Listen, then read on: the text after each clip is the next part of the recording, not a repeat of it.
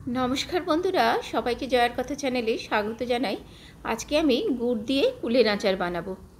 এই সময় দেখো বয়ের কুলটা খুব ভালো পাওয়া যায়। এই আচারটা টক ঝাল ও একটু মিষ্টি মিষ্টি হবে। কুলের আচার বানানোর জন্য এখানে আমি প্রায় 750 গ্রাম কুল নিয়েছি। প্রথমে কুলগুলো খুব ভালোভাবে আমি ধুয়ে নিয়েছি। এখন এই কুলের যে ছোট ছোট মোটা থাকে সেগুলো ছাড়িয়ে নিয়েছি, আর প্রত্যেকটা কুলকে এইভাবে ফাটিয়ে নিয়েছি।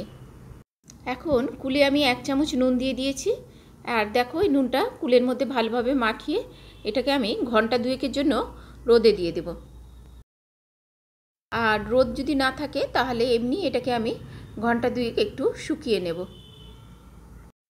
আচারের জন্য প্রথমে আমি একটা ভাজা মশলার গুঁড়ো তৈরি করে নেব। তার জন্য দেখো প্রথমে আমি 2 চামচ গোটা জিরে দিয়ে দিলাম।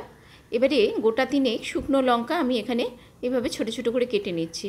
তবে তোমরা যেরকম ঝাল খাও সেই হিসাবে কিন্তু ঝালটা দিও, আর লঙ্কাগুলো কতটা ঝাল সেটাও ভেবে দিও। মশলা ভাজার সময় গ্যাসের ফ্লেমটা কিন্তু লো টু মিডিয়াম রাখতে হবে। এখন দেখো এতে আমি 1 চামচ 5 ফোড়ন দিয়ে দিলাম, আর এতে আমি 2 চামচ এখন ধনে দিয়ে দিচ্ছি। এবারে সমস্ত মশলাগুলো কিন্তু আমি একটু এরকম হালকা আঁচেই মিনিট খানেক ভেজে নেব। মিনিট খানেক নাড়ার পরে এতে দেখো আমি 2 চামচ মৌরি দিয়ে দিচ্ছি।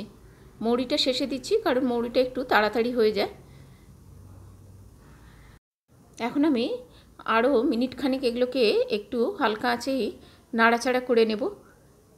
এখন যখন মশলা থেকে একটু সুন্দর গন্ধ বেরাবে তখন আমি এটা বন্ধ করে একটা মিক্সিং জারে নিয়ে নেব, এবং একটু ঠান্ডা হলে এটাকে আমি গুঁড়ো করে নেব।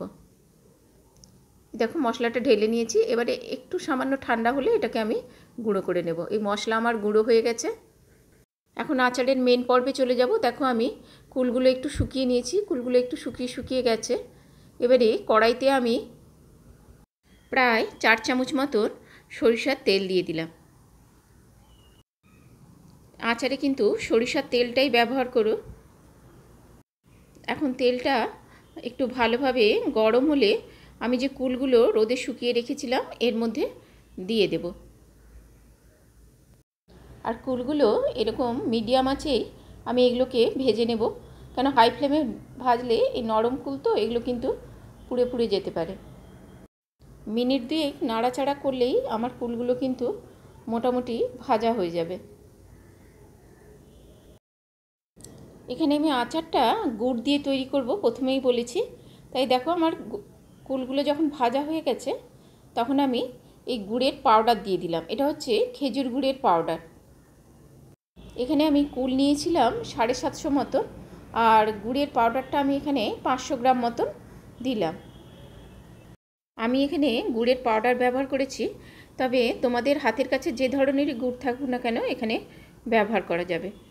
মোটামুটি 750 কুলের জন্য 500 গ্রাম গুড় ব্যবহার করলেই হবে। এখন গ্যাসের ফ্লেমটা মিডিয়াম রেখেই কুলগুলো এরকম গুড়ের সঙ্গেই নাড়াচাড়া করব যতক্ষণ না গুড়টা পুরো ভালোভাবে গলে যাচ্ছে।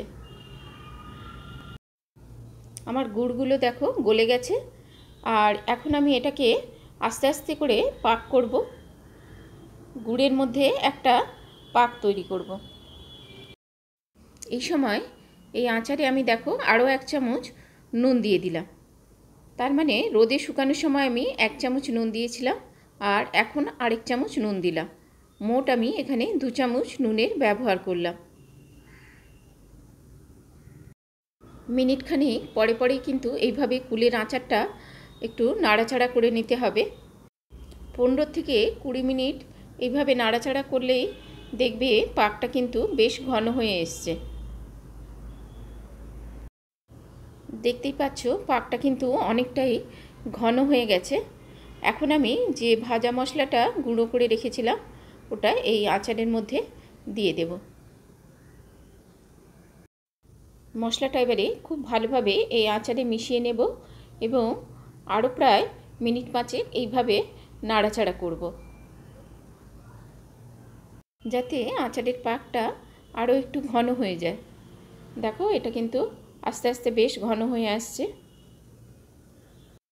এই সময় কিন্তু আচারের নুন আর মিষ্টিটা চেক করে নেওয়া যেতে পারে, কারণ কুলগুলো সবসময় সমান টক মিষ্টি হয় না। আর তোমাদের যদি এই রেসিপি ভালো লেগে থাকে প্লিজ লাইক করো, কমেন্ট করো, আর কেমন লাগলো এই আচারের রেসিপি সেটা কমেন্ট করে জানিও।